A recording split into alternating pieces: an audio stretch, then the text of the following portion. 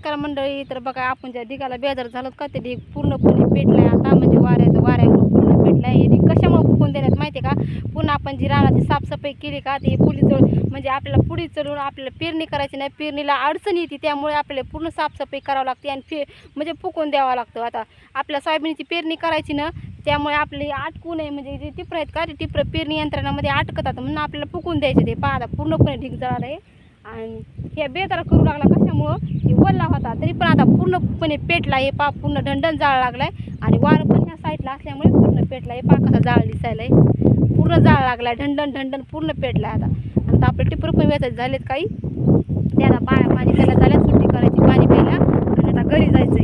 1 वाजलाय आता जेवायची तयारी करायची, आता घरी जायचं. 1 राहिलं आता वेचायचं. बायका आहेत त्याच्याला वेचायचे आपल्याला. आता घरी जायचे. आभाळ पण खूप चेंज झाले, म्हणजे पावसाचं वातावरण असल्यामुळे आपल्याला लवकर जायचं, म्हणजे कारण की पावसामध्ये भिजू नाही. आता पूर्णपणे हे रान म्हणजे जे आपलं शेत आहे का ते पूर्णपणे व्यवस्थित पद्धतशीर नीटनाटकं झाले. आता आपलं इथं पेरणी करू शकतो आपण. अजून एकदा पाऊस पडला ना आपल्याला पेरणी करायची. हे पहा, हे पण 2 नंबरचा ढीग पहा, हे पण किती मस्त पेटलाय. आभाळा म्हणजे वातावरणामुळे पहा किती मस्त पेटलाय. हे पण किती छान बघा, ढंढण पेटलाय. पहा कसं तुपणी खूप इस्तू, म्हणजे शेक भरपूर लागत आहे, तरी पण आपल्याला साफसफाई करावं लागते शेतातली, कारण की घाण वगैरे शेतामध्ये उपत नाही. पहा पूर्ण ढंढण पेटलाय. आता त्या बायका गेल्यात पुढं, आपल्याला घरी जायचं आहे. आता झालं, आता वेळ जायचं. 1 वाजता सकाळी 8 वाजता आलतो आणि आता 1 वाजता, म्हणजे सकाळी 8 वाजता आलतो, आता 1 वाजता आपल्याला सुट्टी झाली. आता घरी जायचं आहे.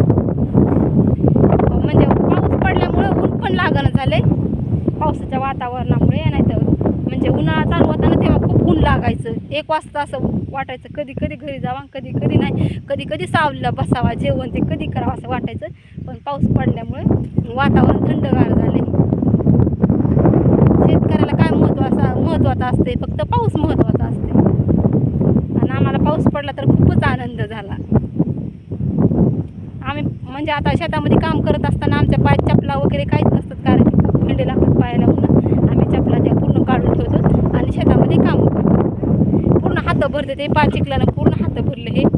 हे पण हात भरला आहे पा, दोन्ही पण हात पूर्ण चिखलानं भरले. तर एवढा चिखल आहे, भरपूर चिखल झाला आहे आणि पायाला बेंड पण लागलेत. आम्ही पूर्ण चपला वगैरे पूर्ण काढून ठेवला होता, म्हणजे येताना आम्हाला चालता पण येईल.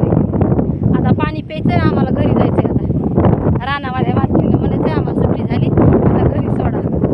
आता पाणी प्यायचंय आणि घरी जायचंय, सुट्टी करायची. सोडायचं पण नाही मॅडम, 2 टोपले वेताचे जण बघा रानावाली मालकी बाई. काय बघा, आपल्या सोडायचं नाही म्हणत बघा हो बाई. 1 वाजला पण बघा रानावाली मालकी सोडी ना आपल्याला बघा. आपले पैसे जास्त झाले का? हो, ऐका नाही बरं. 1 वाजला, भुका लागला तरी आम्हाला रानावाली मालकी सोडली झाली बघा. आम्हाला 250 रुपये रोज दिला तर आम्ही आम्हाला काम करू. पाणी प्यायलं जाता पुन्हा 1-2 टोपली वेताची म्हणून.